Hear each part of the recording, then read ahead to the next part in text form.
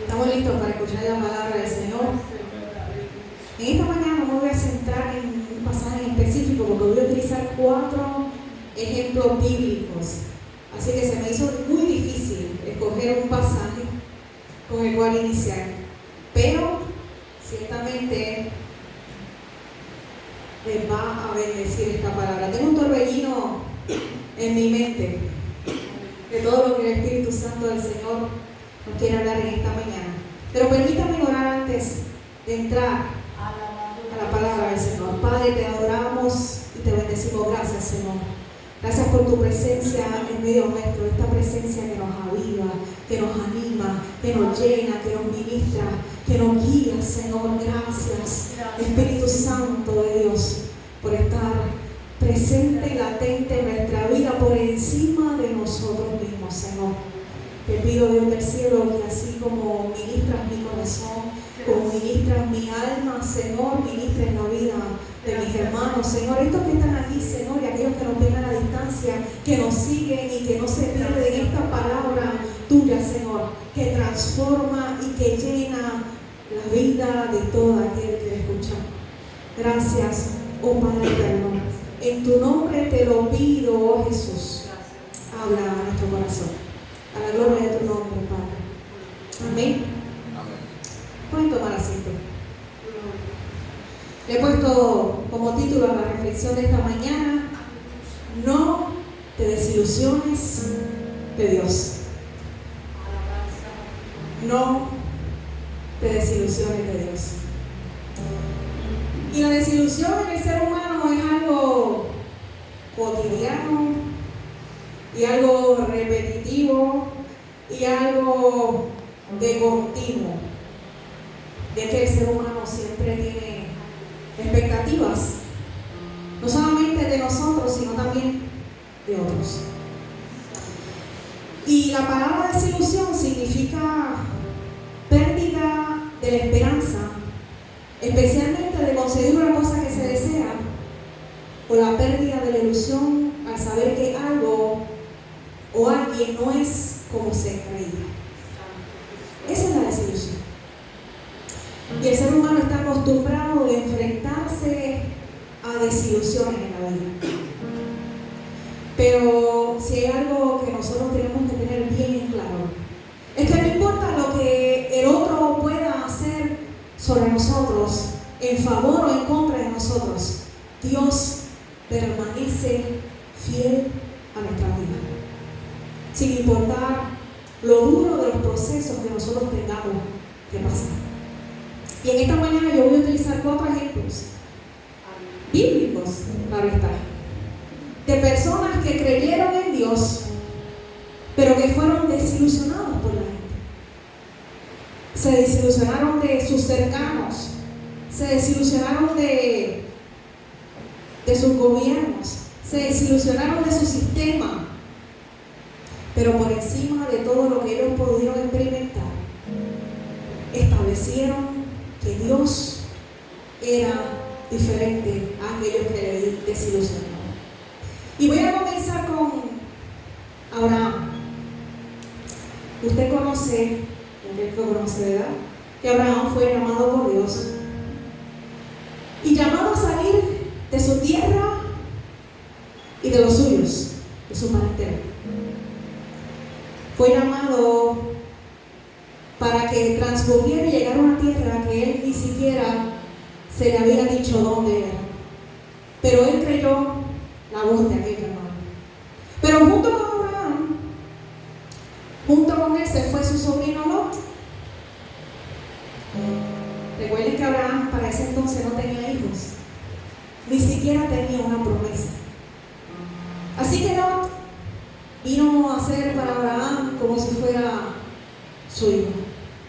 Y salió Abraham con su sobrino Lot, ¿verdad?, y su esposa Sara. Pero en el transcurso, Dios les bendijo tanto. Dios les bendijo tanto a Lot como a Abraham, que ya no podían convivir juntos. ¿Usted puede entender este contraste?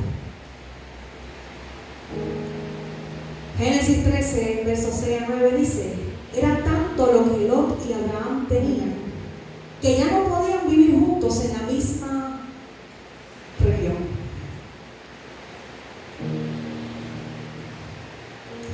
Qué difícil se nos hace para nosotros convivir con cercanos tan bendecidos y tomar la decisión de alejarnos de Dios.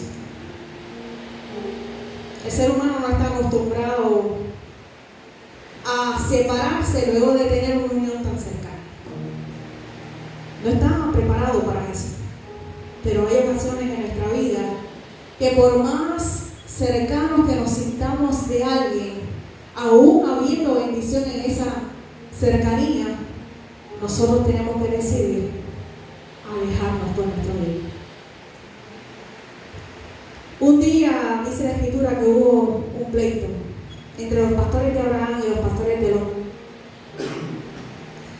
Y Abraham, siendo sabio, siendo un hombre instruido por Dios, guiado por su espíritu, le dijo: a Lot, tú y yo no tenemos que pelearnos, y tampoco nuestros pastores, porque tú y yo somos parientes. Hay tierra para todos, hay bendición para todos, pero yo te ruego que tú te vayas a otra región. Hay que tener sabiduría del cielo e inteligencia emocional. Eso no todo el mundo lo desarrolla, ¿sabe? Inteligencia emocional es poder tener en control nuestras emociones de modo tal que nuestro razonamiento no se turbe cuando tengamos que tomar una decisión acertada en nuestra vida. Por el bien de ambos, aquella relación tenía que separarse físicamente, ¿verdad? No necesariamente de manera familiar, porque ellos seguían siendo parientes aún cuando estaban viviendo en regiones separadas. Así que Abraham dice: debemos separarnos. Y me encanta saber que aunque Abraham tiene la conciencia de que no puede habitar en la misma región que Lot, esto no dañó su corazón. Pudiéramos pensar que esta situación desilusionaría a Abraham de tal modo que nunca más le dirigiría la palabra a su familiar, a su sobrino Lot. ¿Les ha pasado alguna vez?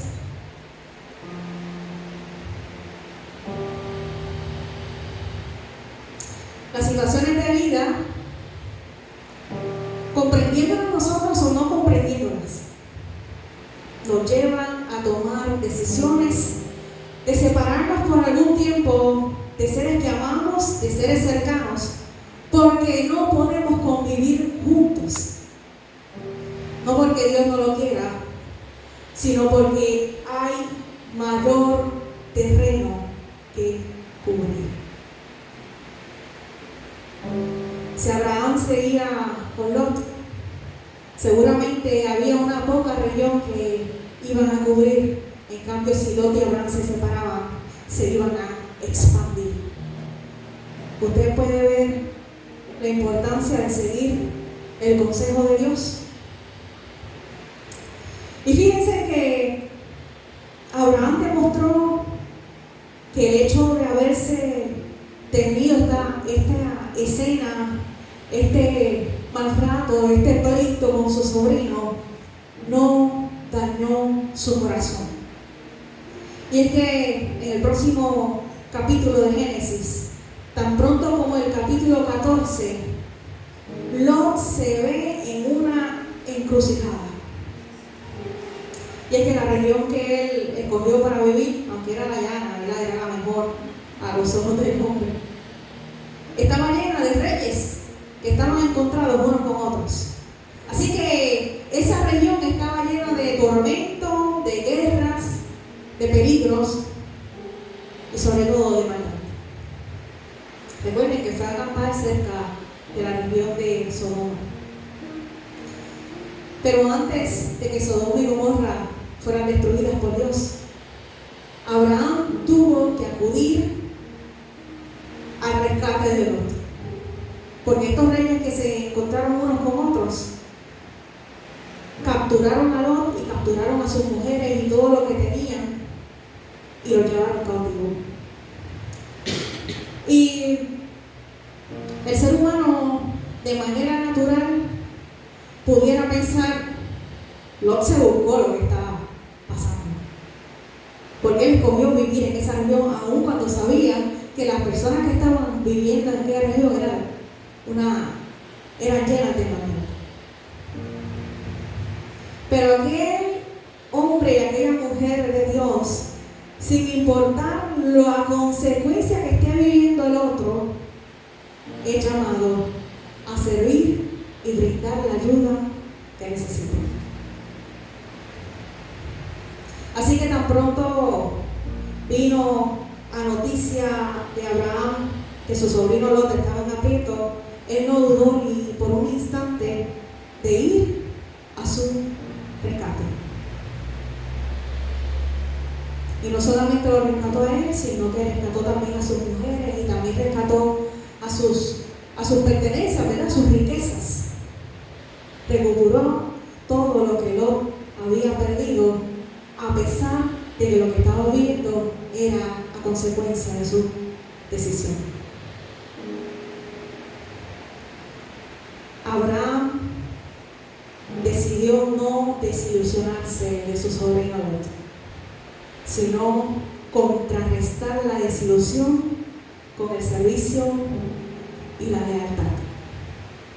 Esa lealtad que no depende de que el otro se merezca mi lealtad, sino que habla de mí como persona y creyente del Dios Todopoderoso. Es que Abraham conocía a Dios de cerca. Abraham sabía que Dios le revelaba sus secretos más íntimos. Abraham sabía que Dios era amigo. Y el amigo va a socorrer al otro, se lo merezca o no se lo merezca. Así que tenemos que aprender a contrarrestar las desilusiones de la vida de aquellos que están cercanos a nosotros, para que en el momento en que necesiten de nuestra ayuda, necesiten de nuestro socorro, nosotros podamos estar prestos para servir. Y eso produce algo en nosotros. Y seguramente produce una lucha intensa en nuestra vida. Porque el ser humano se inclina a desquitarse lo que otros le hicieron. Pero el hombre y la mujer de Dios, aquellos que son capaces de emular el carácter de Dios, no pagan del mismo modo. ¿Producen ustedes? Producen también. Ejemplo número 2.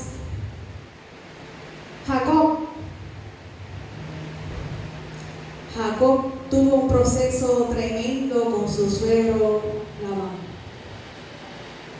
Fíjense que también se trata de uno cercano, de un familiar cercano. Jacob, huyendo, ¿verdad?, por las decisiones de vida, por haber engañado a su hermano y a su padre, se va huyendo, ¿verdad?, de su región, de su casa, y va a este lugar para trabajar y ganarse el sustento. Y se enamora allí de una joven llamada Raquel. Así que le pidió al papá de la joven Labán trabajar por 7 años para poder casarse con aquella mujer. Y al 7º año, el día de la boda, aquel hombre fue engañado y en lugar de Raquel le metieron en el aposento a Lía. Lea era la hija mayor de Labán. Así que la costumbre decía que era la hija mayor que se tenía que casar y no la menor. Pero Jacob estaba enamorado de Raquel y no de Lea.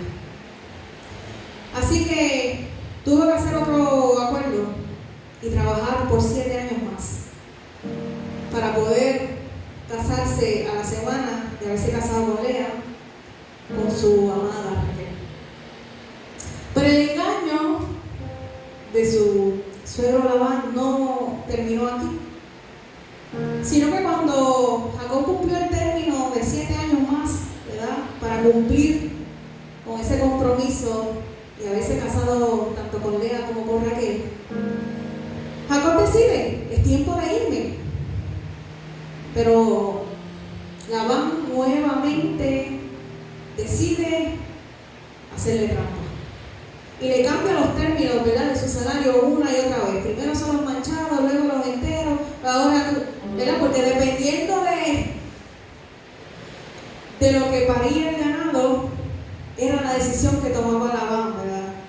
Y me encanta saber que aun cuando el suegro quiso hacerle trampa a Jacob, Dios permaneció fiel. Y no importaba los términos que cambiara su suegro, Dios siempre bendecía a Jacob.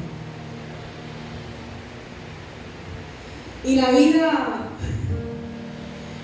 nos vamos a topar mucha gente que va a decidir engañarnos y hacernos trampa, que va a romper los pactos, los compromisos. Pero la postura del hombre y de la mujer de Dios es confiar no en el pacto que usted hizo con el hombre, sino en el pacto que tú hiciste con el Dios Todopoderoso.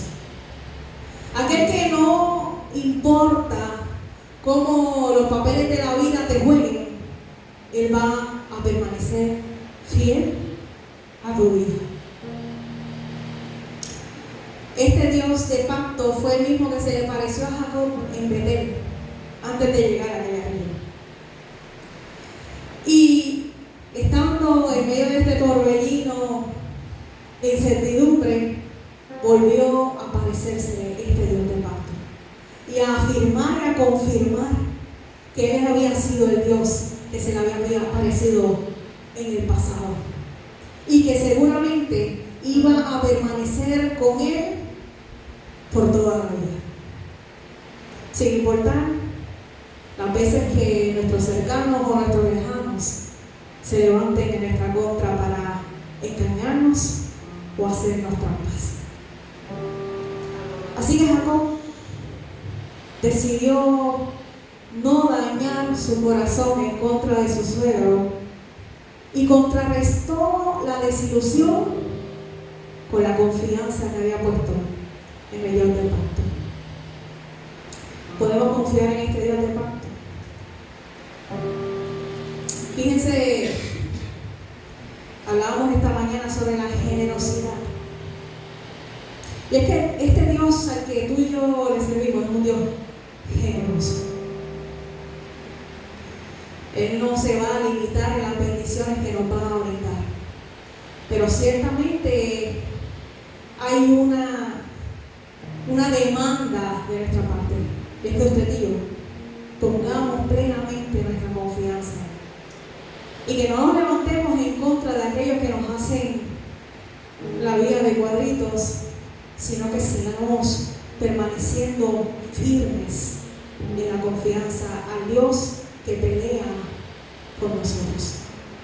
Porque Él es quien pelea por nosotros, por lo que nos conviene, por lo que nos corresponde, por nuestra recompensa, porque proviene de Él. ¿Saben qué?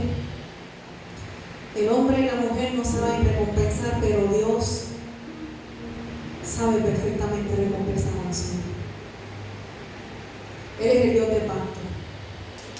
Así que no tenemos por qué razón desilusionarnos de este Dios del pacto, dado a las consecuencias que podamos vivir a nuestro alrededor. El tercer ejemplo que voy a utilizar esta mañana es José.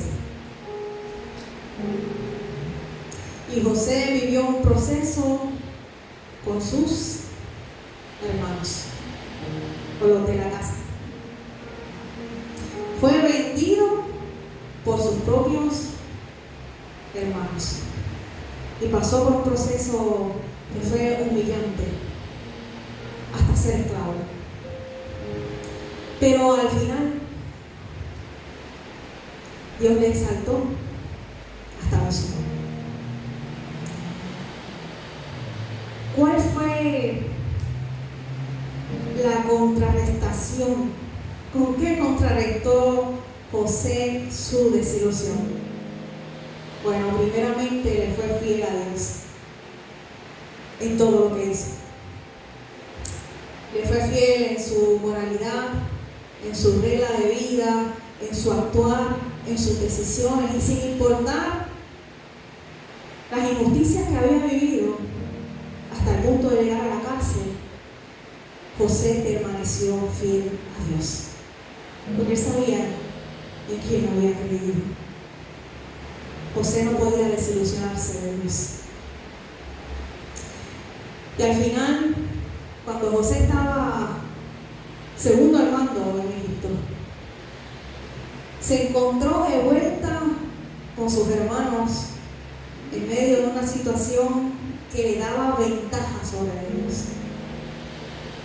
Y allí se cumplía, ¿verdad?, aquel sueño que José tuvo en el pasado, donde sus manojos, ¿verdad?, se doblaban frente al manojo de José, donde las estrellas, ¿verdad?, le daban inclinación, incluso del sol y la luna. Allí José vio cumplir un sueño que tuvo en el pasado. Y aunque difícil, José decidió el perdón. Usted se fija que estos pasajes hablan a nuestro corazón, al proceso que Dios anhela que nosotros pasemos y que seamos moldeados por Él, y que a pesar de las duras escenas, pasos, procesos de la vida, usted sepa que Dios jamás le va a desilusionar. Y aunque pudiéramos también desilusionarnos de la gente, a nosotros emular el carácter de este Dios que no desilusiona, nosotros aprendemos también a no desilusionarnos de aquellos que nos traicionan, de aquellos que nos ofenden, de aquellos que quieren tomar ventaja sobre nosotros. Y por todo lo contrario, somos llamados a perdonar, somos llamados a servir, somos llamados a permanecer fieles y leales, no por aquellos que lo merezcan o no lo merezcan, sino porque al Dios al que tú y yo le servimos se merece todo de nosotros.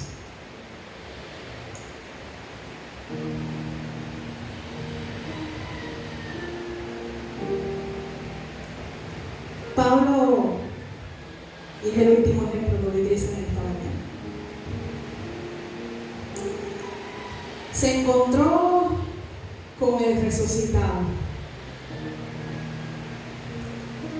Él estaba siguiendo su pasión, siguiendo su religión y siguiendo las instrucciones de aquellos que habían crucificado a Jesús.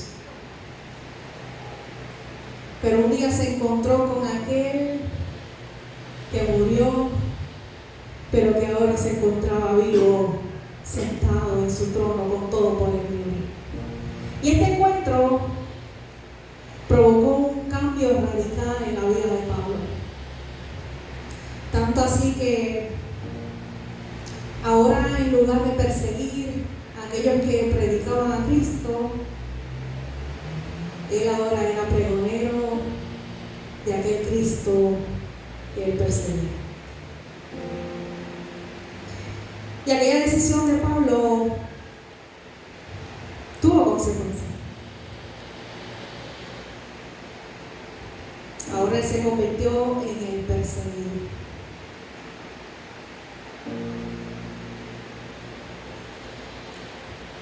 En la vida, aun cuando tú y yo estemos haciendo lo correcto, aun cuando tú y yo estemos predicando la verdad de Cristo, aun cuando tú y yo, nuestro ejemplo de vida, nuestro testificar sea el correcto, vamos a ser perseguidos y atropellados.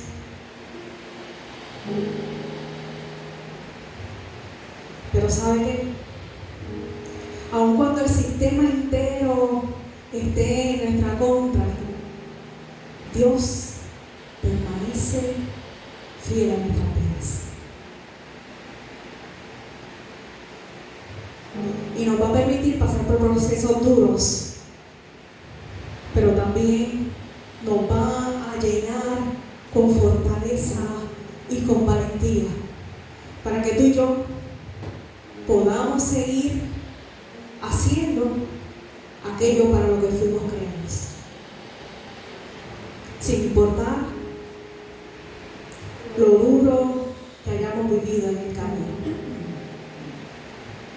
Me encanta esta escena de Pablo en la cárcel. Hechos 16, versos 25 al 31. Pablo y Silas se encuentran no solamente encarcelados, sino atados, ¿verdad?, de pies y manos, en una cárcel que no se asemeja a la cárcel federal, en cuevas, metidos en un hoyo, oscuros, sin ventilación ninguna, sin higiene, sin sanitario. Bueno, los sanitarios no existían para ese momento. Seguramente tenían que hacerse sus necesidades encima, sin nada que comer, sin nada que beber, azotados, golpeados, ultrajados. En aquella escena, llegada la medianoche, dice Hechos que Pablo y Silas oraban y cantaban alabanzas a Dios.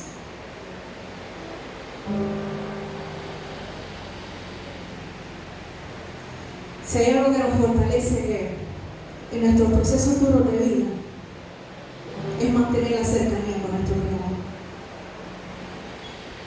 Es mantenernos en comunicación y en intimidad con Él, porque Él conoce todo lo que hay en nuestro interior, todos nuestros pensamientos, todas nuestras emociones, pero sobre todo conoce los duros tratos que hemos recibido, las desilusiones en la vida que hemos experimentado, los duros tiempos, los duros momentos, los duros procesos. Dios lo sabe muy bien. Así que si en algo tú y yo podemos afianzarnos, es en permanecer a su lado, porque Él es quien nos sostiene, porque Él es quien levanta nuestras manos y quien nos fortalece para seguir cumpliendo nuestro llamado. ¿Sabes lo que pasaba mientras oraban y mientras cantaban alabanzas a Dios? Los otros presos allí los escuchaban. Y dice la Escritura que de repente hubo un fuerte temblor que sacudió con violencia las paredes y todos los cimientos de la casa. Yo no tengo duda que aquel temblor fue provocado por las alabanzas y las oraciones de Pablo y Silas. Y en ese mismo instante todas las puertas se abrieron y las cadenas de los prisioneros se soltaron. Y yo estoy segura que solamente fueron rotas las cadenas físicas, sino también las cadenas espirituales. Ya los prisioneros de vida no eran prisioneros aunque se dieran en la cárcel. Y cuando el carcelero vio que las puertas estaban abiertas, lo primero que pensó fue que los presos se habían escapado. Y la consecuencia de que un preso se escapara era la muerte para aquel guardia. Por eso él quiso matarse. Por eso él quiso quitarse la vida. Pero Pablo le alertó de momento y le dijo: no tienes que hacerlo, no tienes que matarte, porque todos estamos aquí. Todos permanecemos aquí. Y aquello le sirvió de testimonio no solamente para Pablo y Silas y todos los que escuchaban, sino para aquel carcelero. Y tuvo que hacerle una pregunta a Pablo. Fíjense, Pablo tenía todo el derecho de salir libre, porque la cárcel estaba abierta y sus cadenas habían sido rotas. Dios le estaba dando la oportunidad de salir. Pero el testimonio de vida, la decisión que se tome en el proceso duro de vida, va a influenciar e impactar también la vida de otros.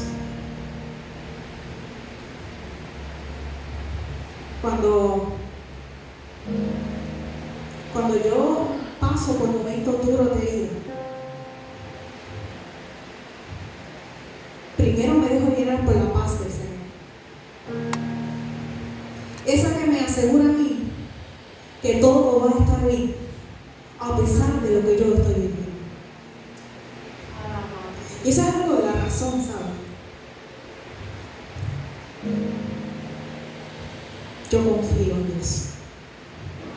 Y aun cuando a veces las emociones quieren abrumarnos, yo tengo que pensar que el proceso que yo estoy pasando no solamente me va a bendecir o a afectar o a beneficiar a mí, sino que también va a impactar la vida de otros.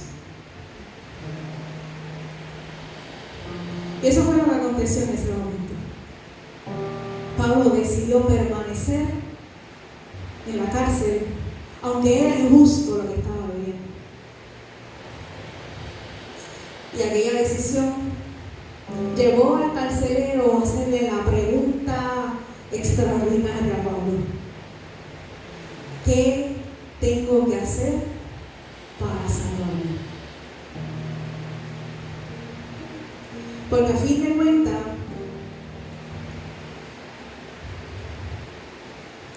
la manera en como nosotros reaccionemos ante las desilusiones de la vida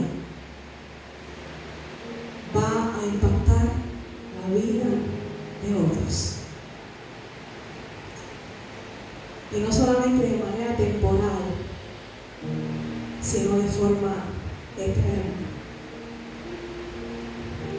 Así que usted y yo somos llamados a ser un detente en los procesos de vida, en las injusticias, en los engaños, en las trampas, incluso de nuestros cercanos, para que la manera en cómo nosotros nos comportemos impacte la vida de ellos hasta la eternidad. Pablo respondió: cree en el Señor Jesús y tú y tu familia se salvarán. Aleluya.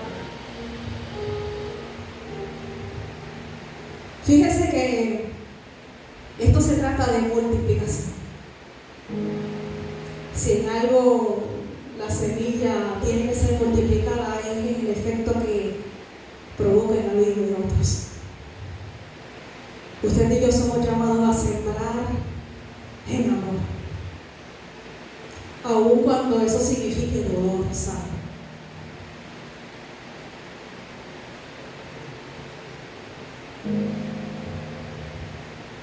Jesús demostró su amor desde el dolor,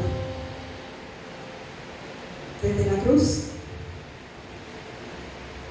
Y miró la humanidad, aquella que estaba presente, aquella que había pasado, y sobre todo la del futuro, y usted y yo estamos envueltos en eso. Y Jesús sabía que usted y yo no merecíamos la salvación. Pero desde aquella cruz, Jesús me pidió unas palabras extraordinarias que nos llenan hasta hoy, que nos cubren hasta hoy, que van a cubrir por toda la eternidad a la humanidad entera. Y Jesús dijo: perdónalos porque no saben lo que hacen. Si hay algo que nos puede ayudar a poder comprender la acción de otro, es que ellos no pueden entender ni comprender lo que pueden provocar en nosotros. Pero usted y yo le damos la llave, le damos la oportunidad, le damos el acceso a que sus acciones provoquen o no en nosotros la desilusión. ¿Te escuchó bien? Somos nosotros los que le permitimos al otro desilusionar nuestro corazón. Pero Jesús contrarrestó la desilusión con su amor. Fíjense que ni sus discípulos entendían por qué Jesús estaba en la cruz. En el momento en que fue apresado, salieron corriendo a esconderse, llenos de miedo, llenos de temor. ¿De qué? De que les pasara lo mismo, ¿saben? De que fueran apresados, de que pasaran por el proceso duro e injusto que pasó Jesús. De eso era que tenían miedo los discípulos. Pero me encanta este Jesús, que más allá de como tú y yo nos sintamos, Él está presente en nuestras vidas. Y allí en aquel cuarto, encerrados los discípulos llenos de temor, Jesús se les presentó para llenarlos de valor, para llenarlos de ánimo. Si hay una arma poderosa que el enemigo utiliza en contra de los hijos de Dios, es el desánimo. Porque el desánimo te paraliza. No tienes ganas de hacer nada. Y si eso pasa, entonces significa que el propósito del Señor se está deteniendo en tu vida.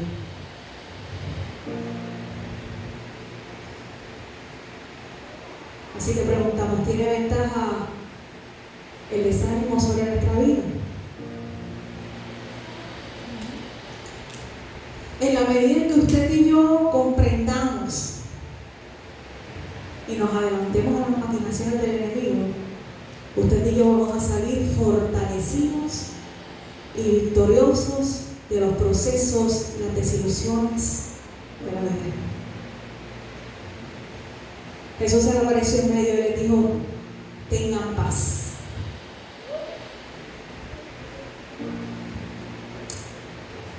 Pero por encima de eso, los discípulos no comprendieron cuál era la paz que tenían que entender y volvieron atrás. Y se fueron a pescar como antes hacían, antes de encontrarse con el Maestro. Y allí Jesús volvió a visitarles y volvió a alentar su vida. Les dio de comer y se llamó a Pedro aparte este que era testarudo y violento, y le hizo una pregunta: Pedro, ¿tú me amas?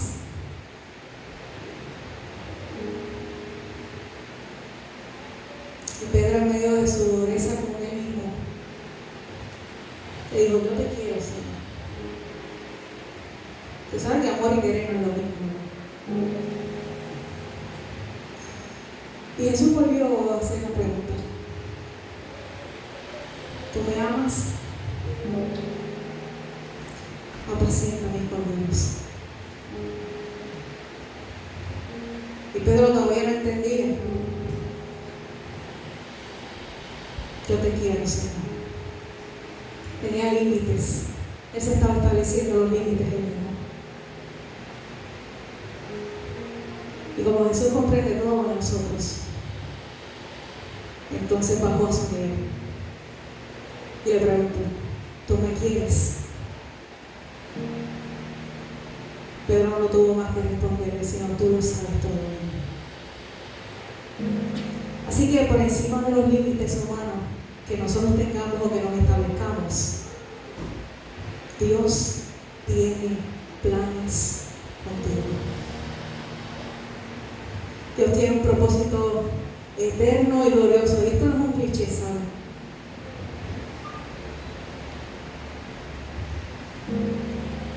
Somos llamados para grandes cosas. Esas que no podemos imaginar. Esas que ojo no ha visto, ni oído ha escuchado. Esas cosas son las que Dios tiene preparados para aquellos que le aman. ¿Ustedes aman al Señor? Yo no pongo que no me escucho. ¿Ustedes aman al Señor? Por encima de nuestros procesos y nuestras desilusiones de vida, por encima de nuestras limitaciones humanas, por encima de nuestros fracasos, de nuestras debilidades, Dios nos ama y tiene grandes propósitos para esta casa. Tiene grandes propósitos para tu vida, que te note. Y sabe una cosa, Él jamás se va a desilusionar de nosotros, y sobre todo nosotros nunca nos vamos a desilusionar de Él, porque Él permanece fiel a nuestra vida. ¿Qué tal si te pones de pie conmigo, Jesús? Te adoramos a ti, Señor Jesús. Gracias. Te adoramos a ti, Señor Jesús. Te adoramos a ti, Señor Jesús. Gracias, Padre. Gracias, Padre. Gracias por tu trabajo en nuestro corazón, Señor Jesús, moldeándonos y formándonos, Señor Jesús, de modo tal, Padre, que podamos tener el carácter que se asemeja a ti, Señor. Padre, por encima de lo duro que podamos estar experimentando, Señor, que hayamos experimentado en el pasado o que tengamos por delante por experimentar, te pedimos, Espíritu Santo del Señor, que te presentes una y otra vez en nuestra vida, oh Jesús, así como lo hiciste con tus discípulos en el pasado, Dios del cielo. Confronta nuestras vidas, Padre, para que no permanezcamos desanimados o desilusionados, Señor, sino que podamos arraigarnos en ti, oh Dios, en la confianza plena que tenemos en ti, en tu pacto poderoso, Dios del cielo, ese que nos establece que permanecerá con nosotros todos los días hasta el fin del mundo, que nos vas a sostener, que nos vas a proveer, que nos vas a sustentar, oh Dios del cielo, y que a pesar de los duros tiempos, oh Señor, podemos alzar alabanza y oración a ti, Padre eterno, hasta que los cimientos tiemblen, Señor. Que podamos confiar plenamente en ti, Señor, y que podamos ser llenos de tu paz y de tu ánimo, Señor, de tu valentía, Padre, que podamos recibir el poder de tu Santo Espíritu, Señor, ese que nos anima y que nos alienta a seguir hacia adelante, Padre, sin importar las duras consecuencias, Señor. los duros tiempos, Señor. Ayúdanos, oh Dios del cielo, a contrarrestar, oh Dios del cielo, con el servicio, con la lealtad, con la fidelidad a ti, oh Dios del cielo, esa que tú mereces, oh Dios. Y que, Padre, en el momento oportuno que tengamos que actuar, oh Dios del cielo, nosotros actuemos desde el amor y no desde la razón, Señor. A veces nuestras emociones nos abruman, oh Dios del cielo, a veces nuestros sentimientos, Señor, quieren tomar control de nuestras acciones, Padre, pero tu Santo Espíritu, Señor, ese que habita en nuestro interior, ese que nos controla, ese que nos llena, Padre eterno, le damos toda la libertad, Padre, para que tomamos las decisiones acertadas, Padre, esas decisiones que no solamente alientan nuestras vidas y fortalecen nuestro espíritu, Padre, sino que también impactan y dan testimonio de ti a la vida de otros, Señor. Ayúdanos, Señor, a emular tu carácter una y otra vez, Señor, para que podamos cumplir el propósito por el cual fuimos llamados desde antes de la fundación del mundo, Señor. Antes de que entráramos en este plano terrenal, Padre eterno, ya tú tenías planes establecidos para nosotros. Así que te suplicamos, oh Dios, que por encima de nosotros mismos, Señor, tu propósito sea cumplido, Padre eterno, y que ninguna artimaña ni ninguna maquinación del enemigo tome ventaja de nosotros, oh Dios, y nos paralice, Padre eterno, porque tú eres quien te establece en nuestro interior. Tú eres el que permanece firme, Padre eterno, en nuestras vidas, Señor. Así que, Padre, en tu nombre, oh Jesús, te pedimos que tu Santo Espíritu permanezca en nosotros, creciendo, madurando, desarrollando, sanando, Señor, alentando nuestra alma, Padre eterno, para llegar hasta la meta final, Señor. Llegar a verte, Señor, a la gloria de tu nombre, Jesús. Bendice a mis hermanos, oh Dios. Fortalece su espíritu, oh Señor Jesús, y abre las ventanas de los cielos hasta que sobre y abunde, oh Dios, a la gloria de tu nombre, Jesús.